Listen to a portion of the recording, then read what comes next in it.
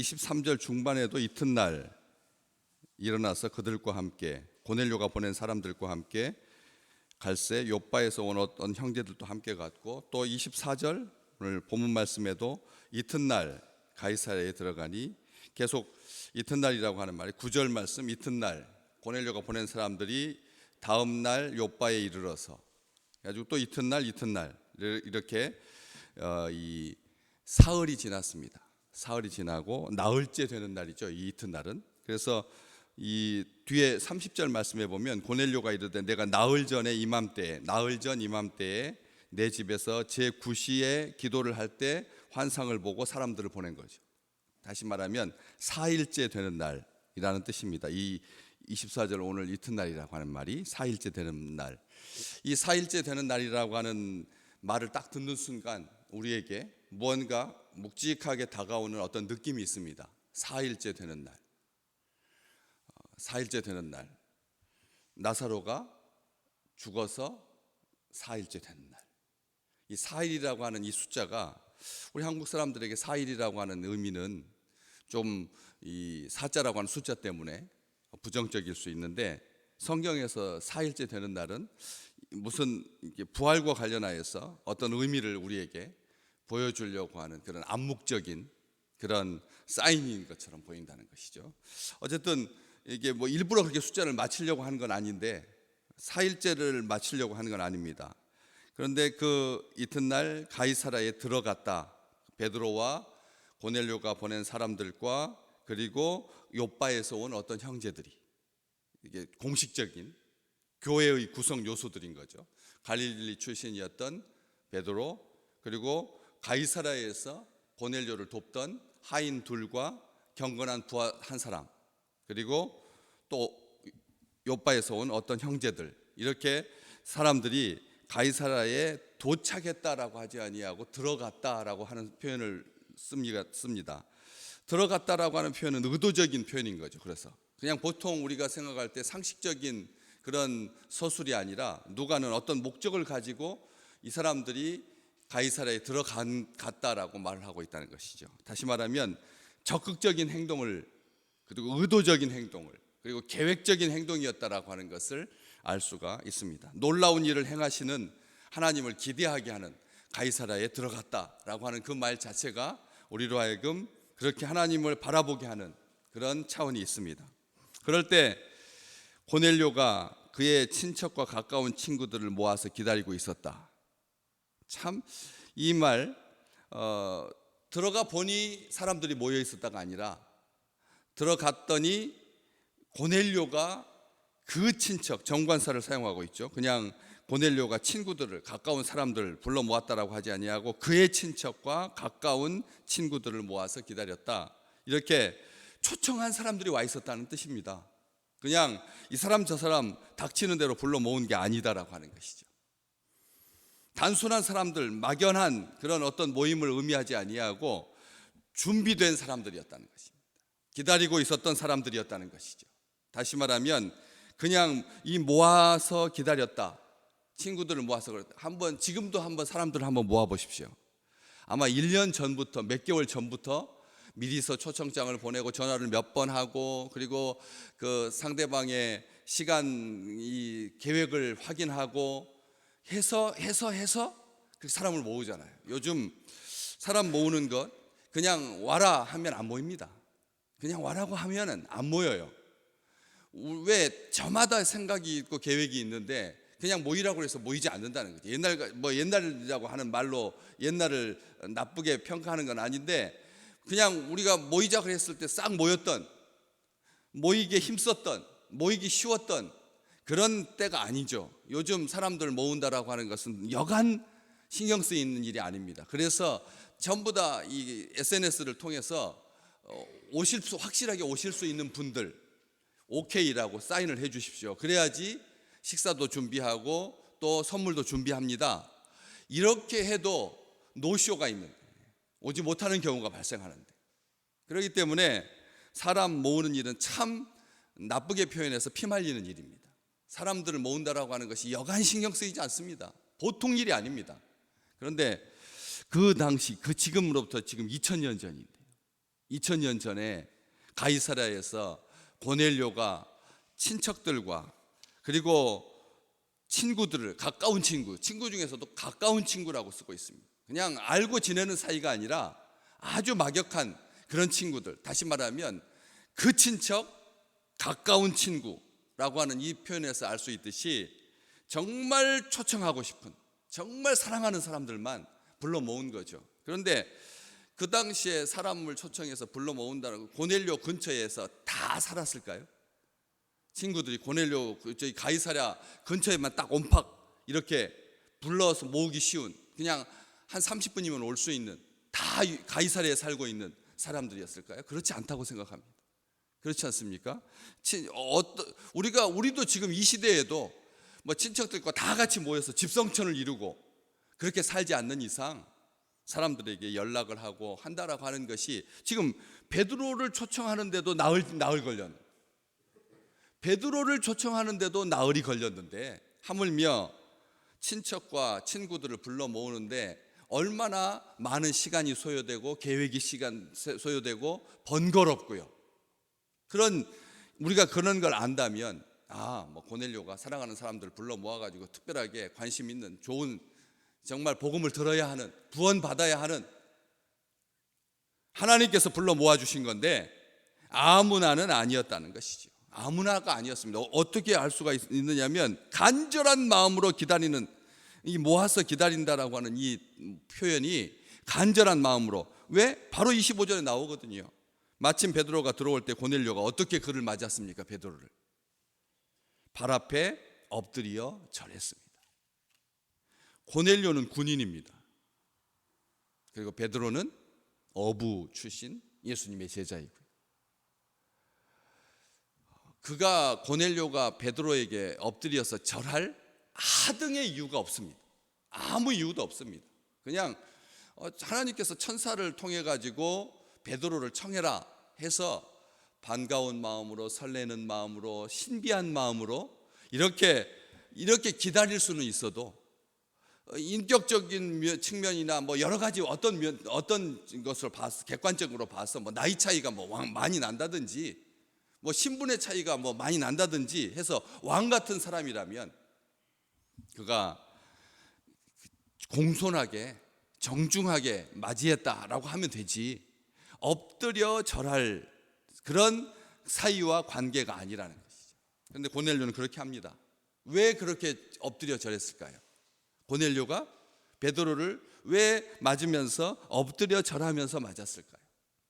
다시 말하면 메시아를 기다리듯이 간절한 마음으로, 메시아를 기다리듯이 간절한 마음으로 그렇게 기다렸기 때문에, 준비된 마음으로, 설레는 마음으로 기다렸기 때문에 엎드려 절하는 것이죠. 이렇게 도착하기 전에 친구들을 베드로가 도착하기 전에 사람들을 모았습니다. 왜 그랬을까요? 베드로가 도착한 후에 친구들에게, 친척들에게 이 사람들을 보내가지고 베드로에게 양해를 구한 다음에, 그렇잖아요.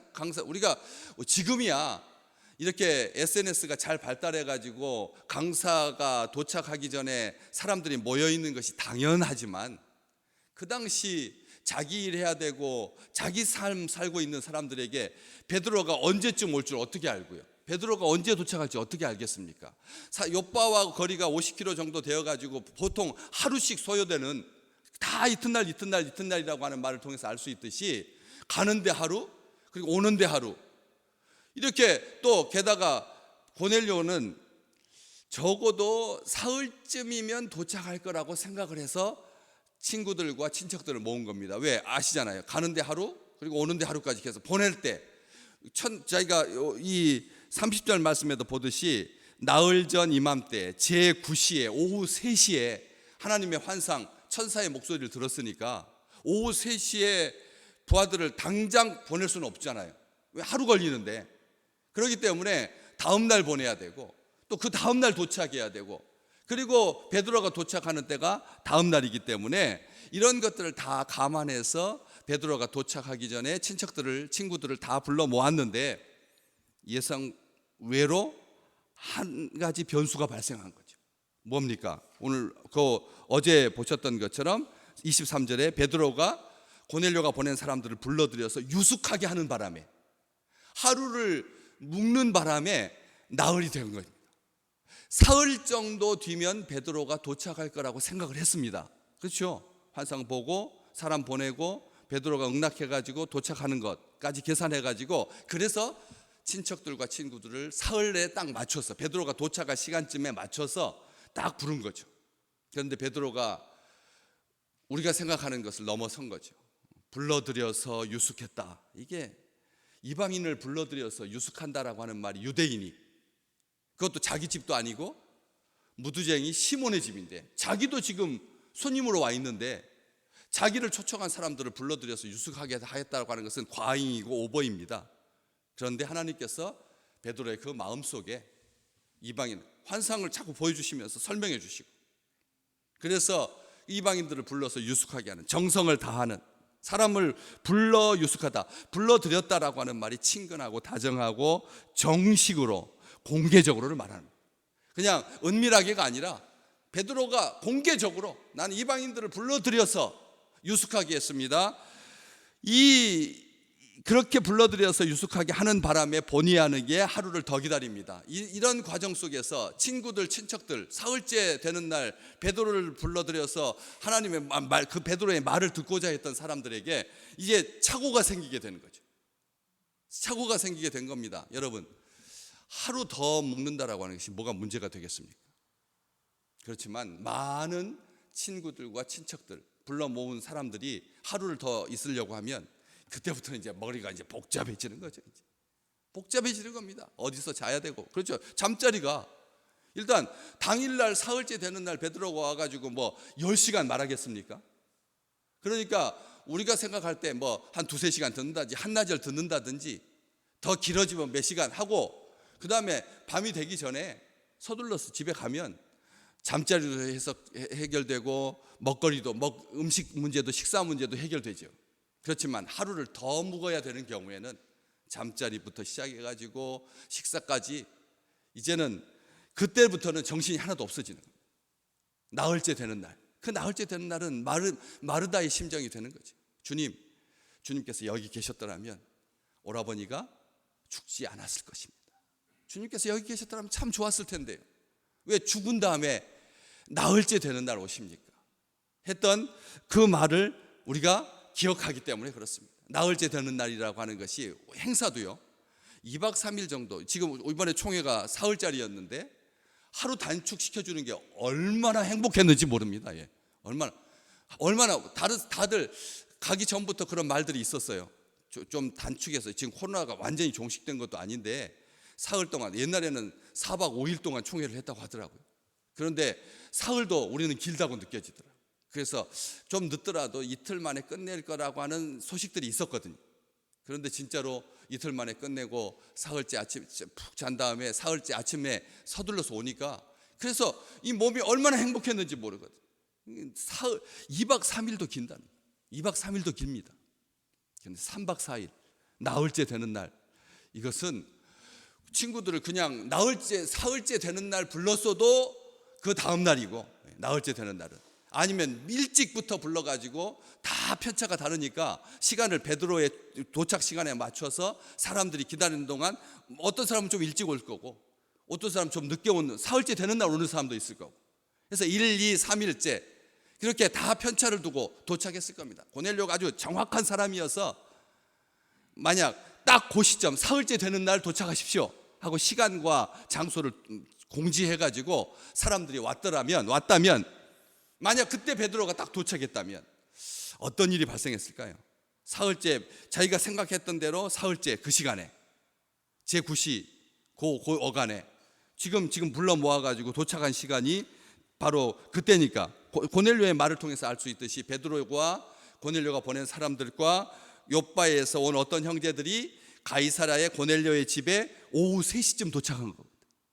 그러니까 그 시점에, 그 전날 오후 3시를 생각했으니까 고넬료가 그때에 딱 맞춰서 베드로가 도착했다면, 불러들여서 유숙하지 않고 초청에 응하여서 즉시 와서 사흘째 딱 도착했다면, 사람들이 고넬료의 그 놀라운 기획력에 아마 감탄을 금치 못했을 것입니다. 야, 이 시대 교통도 여의치 아니하고 어떤 돌발 변수가 있을 줄 어떻게 알고 사흘째 되는 그 제 오후 3시에 우리들을 불러 모아가지고 베드로가 딱 도착했을까? 마침이라고 하는 말이 보여주듯이 그렇게 정확하게 그 기획력, 그 감각, 그 준비성 아마 부각됐고 고넬료가 칭찬을 받았을 것입니다.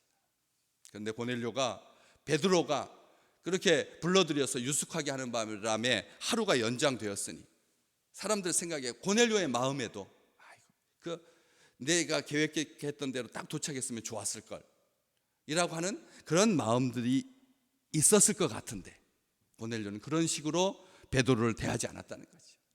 정중하게 엎드려 절하고, 그래서 나사로가 죽은 지 나흘째 도착했을 때 이 주님이 참 민망했죠. 사실은 친구의 가까운 친구, 친한 친구의 죽음에 우리 주님께서 아주 민망하셨지만 그렇게 말하는 사람들의 말은 주님께서 죽기 전에 오셨으면 참 좋았어, 여기 계셨더라면 오라버니가 죽지 않았을 거라고 하는 그 말 앞에 우리 주님께서 해주셨던 말씀, 요한복음 11장 40절 말씀, 하나님의 영광을 보리라. 아멘.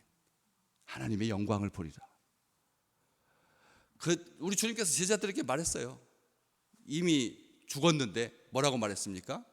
나사로가 잠들었으니 깨우러 가자. 나사로가 이미 잠들었는데 깨우러 가자.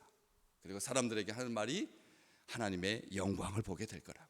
오늘 우리 삶 가운데 그 하루 지체되는 거, 하루 지체지 않습니까? 고넬료의 생각에 딱 사흘째 되는 날 도착할 거라고 생각했는데 하루 더 유숙하는 바람에 나흘째가 된 이것을 때문에 사람들이 아주 불편해합니다.